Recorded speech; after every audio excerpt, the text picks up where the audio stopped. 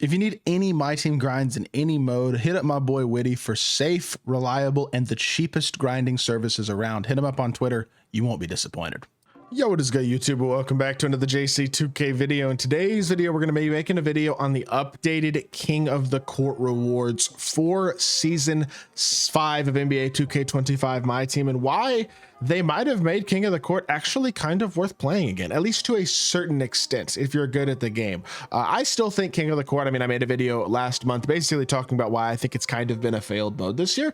And while I think in concept, I think a mode like this that is intended to be more of a competitive, sweatier mode is a good idea.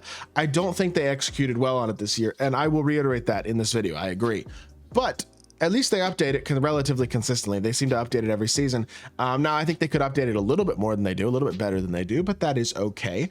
And I don't know. At the end of the day, it could be better, could be worse. It's kind of my thoughts. The rewards are definitely better, though, and they're close enough now where at least I am kind of considering King of the Court, whereas for a while now I've been like, there's no point in playing King of the Court. The reward was a pink diamond last season. Like, that was not helpful at all. It just for top 1%, like that just wasn't useful. So with the updated rewards, it might at least kind of be worth grinding now. So before we hop into it, if you haven't already, make sure you hit that subscribe button.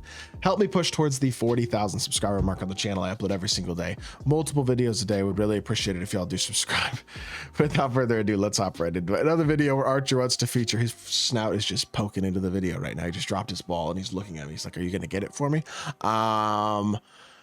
King of the Court. Oh, I think I got this 90+ premium pack actually from opening from playing King of the Court last week for the Dark Matter piece that was available for playing three games in King of the Court. I have all 3 of these cards already.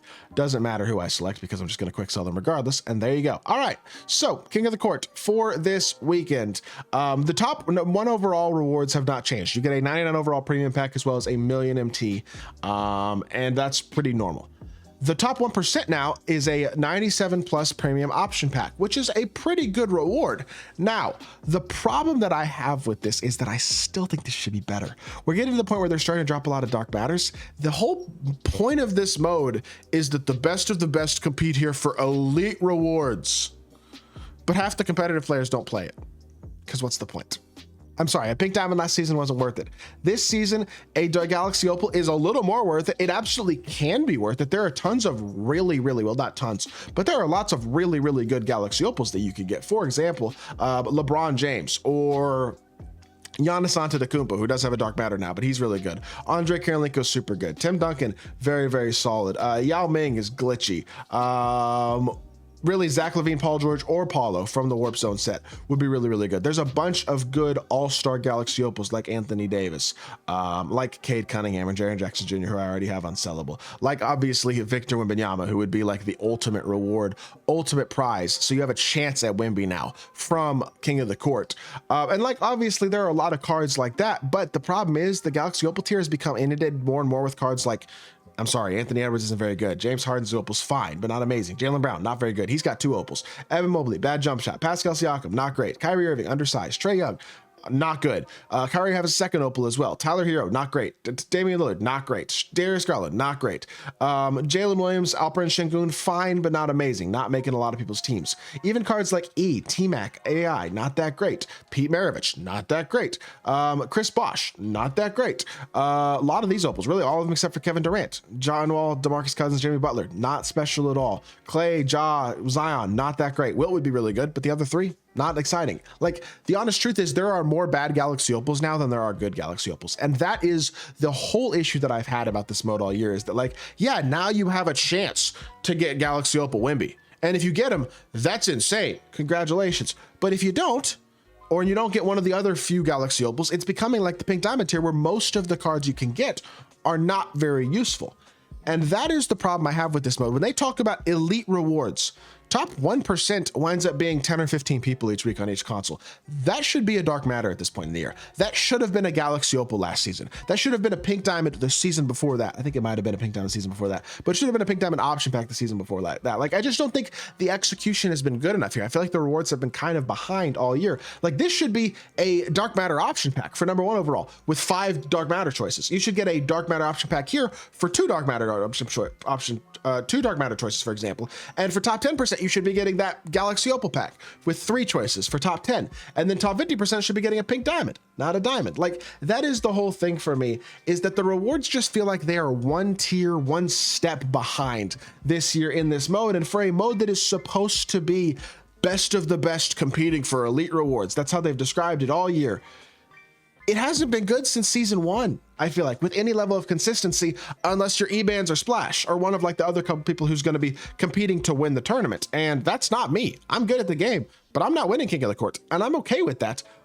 But I am of the opinion that the game mode should be in a better state than this. I just think that it could be executed upon better than this, because it's wasting a mode that has the potential to be phenomenal. Like, this could be a thing. There are other ways they could execute it as well. They could execute it in a weekend league-esque format where you have, let's say, 10 or 15 games to play over Friday through Sunday, and then you're ranked based on strength of schedule and win percentage.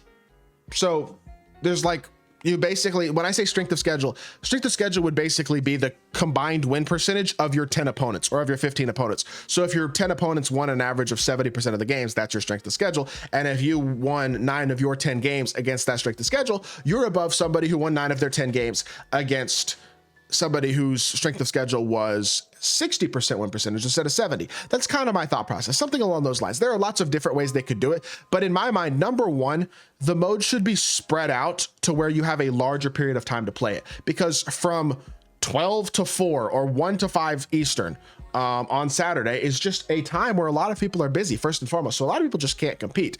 And number two, the rewards just aren't good enough, in all honesty. There's no skill-based matchmaking aspect to it. There's no real tournament aspect to it. It's just hoping you get easy matchups and hoping you get quits and hoping you get games where you can blow your opponent out and all that type of stuff. And like, if you don't get that, my dog is chewing on this blanket. Get Archer, calm down. He's just a personality today. It's because I haven't played with him because I've been making videos. But point being, I don't know. I just think that the mode could be executed upon better. This is an improvement with the rewards, and sure, you have a chance at Wimby, and I hope for top 1%, I hope you get them. But if you don't get them, it's kind of disappointing overall. You know what I mean? And I might play 1 or 2 weeks this season. It's good stream content, if nothing else. I'm kind of getting the itch again for the game, if nothing else. Like, the game's becoming a little more fun to play with the cards that are in the game and stuff. So I'm getting the itch to play a little bit more. So maybe I'll play a round or 2 of King of the Court this season, but it's not something that I feel incentivized to grind on a week-to-week basis. And I don't think y'all do either, for the most part. And I can't blame y'all for that. It's just not in the best state overall. So in my opinion, needs to be executed upon better next year to be a successful mode. It's just not quite there yet right now. And even with these reward updates, they're just not good enough. I don't know. Those are my thoughts. I hope y'all did enjoy the video. If you did, make sure you hit that like button, leave a comment, and subscribe. Be back with more 2K content very, very soon. I appreciate y'all. Peace.